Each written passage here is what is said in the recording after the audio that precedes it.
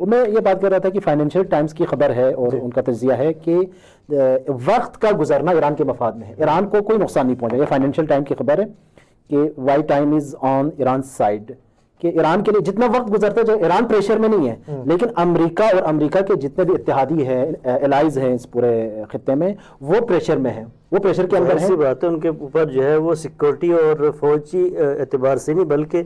اقتصادی حوالے سے بہت زیادہ پریشر میں ہے۔ ان کی جو پوری تجارت ہے وہ اس راستے سے ہوتی ہے، ان کی تجارت بند ہو جائے گی، اور امریکہ بھی شاید یہی چاہتا ہے کہ وہ انڈر پریشر ہو، ان کی تجارت بند ہو۔ اور جس طرح سے وہاں یورپ سے خبریں آ رہی ہیں کہ وہ اس نے جو تیل چوری کیا تھا وینزویلا سے، وہ یہ راستہ بند کر رہا ہے تاکہ ادھر سے راستہ کھولے اور لوگوں کو مہنگا تیل بیچے۔ یعنی ابھی جو ایک میں تو کہوں گا ڈرامہ، جو امریکہ کی طرف سے ایک ڈرامہ رچایا گیا بلاکیڈ کا، چونکہ ابھی آج کی خبر یہ تھی کہ انشاءاللہ ہمیں یہ ٹرمپ کا ٹویٹ بھی اگر ہم دکھا سکیں کہ جس کے اندر ٹرمپ یہ کہہ رہا ہے کہ اب ہم چائنا کے لیے پابندی اٹھا رہے ہیں،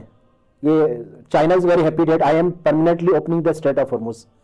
یہ در حقیقت امریکہ کی شکست ہے، اور آپ کو یہ علم ہے کہ ایران کا جو تیل بکتا ہے 90% جو تیل جاتا ہے وہ چائنا کو جاتا ہے، یعنی 90% پابندی اب آپ کو اٹھانی پڑ رہی ہے، تو وہ جو 10% ہے اس سے کیا اثر ہوگا؟ یہاں پابندی اٹھانی ہے کیا مطلب ہے؟ یعنی یہ 2 دن سے آپ نے محاصرہ کیا ہے، 2 دن سے اسی سابقہ روٹین کے ساتھ کشتیاں آ رہی ہیں جا رہی ہیں، چائنا کی کشتیاں آ رہی ہیں، ابھی آپ جو ہے وہ اٹھا رہے ہیں، یعنی گویا آپ کی کوئی بات نہیں سن رہا، آپ کی کوئی ویلیو نہیں ہے، پھر آپ کہتے چلو میں اپنا بیان واپس لیتا ہوں۔ انگور کھٹے والی مثال ہے کہ کر نہیں پا رہا امریکہ، تو کہہ رہے کہ نہیں، اب میں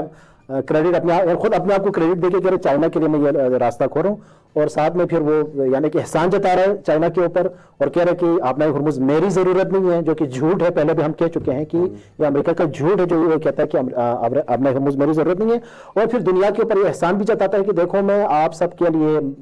راستہ کھولنے کے لیے میں آ رہا ہوں، اور اپنے آپ کو ایک پاورفل۔ یہ جو بہرحال ٹرمپ کی طرف سے یہ جو ڈرامہ رچایا گیا ناکہ بندی کا، اس کی ایک وجہ جو ہمیں سمجھ آتی ہے وہ یہ ہے کہ در حقیقت نفسیاتی طور پر دنیا بھر کا جو بازار ہے، عالمی جو منڈی ہے، اس میں تیل کی جو قیمت ہے، اس میں جو